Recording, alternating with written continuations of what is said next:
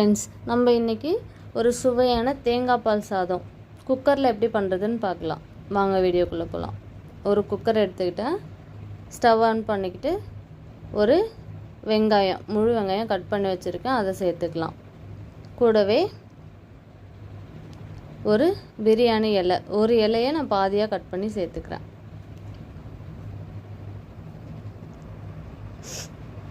ஒரு ஸ்டார் பூ, அது கூடவே கொஞ்சம் பட்டை சேர்த்துக்கலாம். இது எல்லாத்தையும் சேர்த்துட்டு 3 டேபிள் ஸ்பூன் அளவுக்கு நான் எண்ணெய் ஊற்றிக்கிறேன்.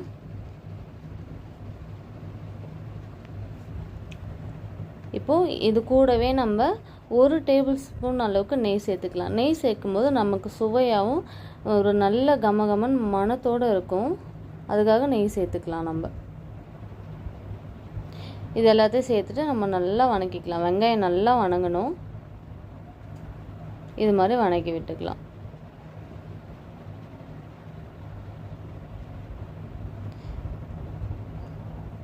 வெங்காயத்தை நல்லா வணக்கி விட்டுக்கோங்க. இந்த மாதிரி பொன்னிறமாக வணங்குற வரைக்கும் நம்ம வெயிட் பண்ணலாம். ரொம்ப ஹை ஃப்ளேம் வைக்காமல் லோ ஃப்ளேம்லேயே வணக்கிக்கலாம், இல்லைன்னா வெங்காயம் தீஞ்சிரும். இப்போ ஒரு பச்சை மிளகாய் இஞ்சி பூண்டு கட் பண்ணி சேர்த்துக்கிறேன். இப்போது பச்சை மிளகா வணங்கிட்டு நம்ம நல்லா கிண்டி விட்டு நல்லா எல்லாம் சேர்ந்து நல்லா வணங்கி வரட்டும். அது வரைக்கும் வெயிட் பண்ணலாம். இதெல்லாம் சேர்த்து வணக்கும் போதே நமக்கு ஒரு நல்ல மனம் கொடுக்கும். நல்லா வணங்கி வரட்டும். வெங்காயம் நல்லா வணங்கட்டும். இப்போ தேவையான அளவு சேர்த்துக்கலாம். நம்ம கடைசியாக கூட சேர்த்துக்கலாம். இப்போது அதனால் நம்ம வெங்காயம் வணங்கிறதுக்காக தேவையான அளவு சேர்த்துக்கலாம். கூடவே ஒரு 1/4 டேபிள் ஸ்பூன் அளவுக்கு நம்ம காஷ்மீரி சில்லி சேர்த்துக்கலாம். இது வேணும்னா கலருக்காக தான், வேணும்னா சேர்த்துக்கலாம், இல்லைன்னா நம்ம ஸ்கிப் பண்ணிக்கலாம். எல்லாத்தையும் சேர்த்து நல்லா மிக்ஸ் பண்ணி விட்டுக்கலாம். இப்போது நான் ஆல்ரெடி தேங்காவை கட் பண்ணி அரைச்சி ஒரு 3 கப் அளவுக்கு எடுத்து வச்சுருக்கேன்.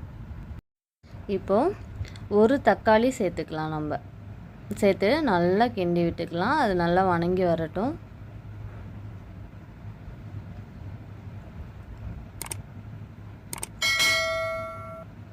இப்போது ஒரு கைப்பிடி அளவு கொத்தமல்லி இலை சேர்த்துக்கலாம்.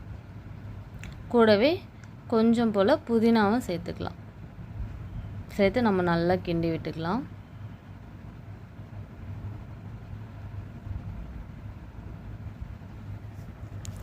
எல்லாம் சேர்ந்து நமக்கு நல்லா வணங்கி வரட்டும். அது வரைக்கும் வெயிட் பண்ணலாம்.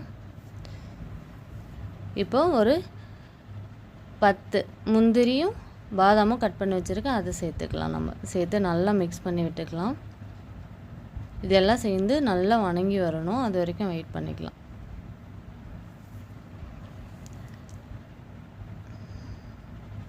பாருங்கள், நல்லா வணங்கி வந்துட்டுருக்கு.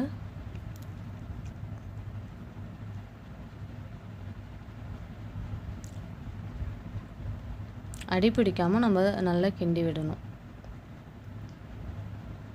இப்போது நம்ம எடுத்து வச்சுருக்கோம் இல்லையா தேங்காய் பால், 3 கப் அளவு நான் எடுத்து வச்சுருக்கேன், அதை சேர்த்துக்கலாம். நான் 1.5 கப் அளவுக்கு அரிசி எடுத்து ஆல்ரெடி ஊற வச்சு கழுவி வச்சுருக்கேன். பிரியாணி அரிசி எடுத்துருக்கோம். அதுக்கு 2 மடங்கு நம்ம பால் எடுத்துக்கணும். இப்போ 1.5 கப்பு அரிசிக்கு நான் 3 கப்பு அரிசிக்கு நான் 3 மடங்கு தேங்காய் பால் சேர்த்துக்கிறேன். அந்த அளவே போதுமானது.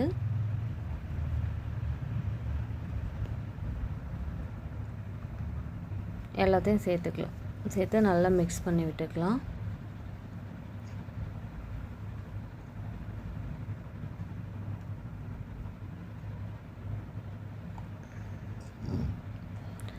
இப்போது நம்ம ஆல்ரெடி எடுத்து வச்சுருக்க அரிசி சேர்த்துக்கலாம். நான் ஆல்ரெடி ஊற வச்சு கழுவி எடுத்து வச்சுருக்கேன். அந்த அரிசி நம்ம சேர்த்துக்கிட்டு கிண்டி விடாமல் இது மாதிரி டிப் பண்ணி விட்டுக்கலாம். இது மாதிரி டிப் பண்ணி விடும்போது அரிசி நமக்கு உடையாமல் முழுசாக வரும். அதுக்காக தான் இந்த மாதிரி டிப் பண்ணி விட்டுக்கணும்.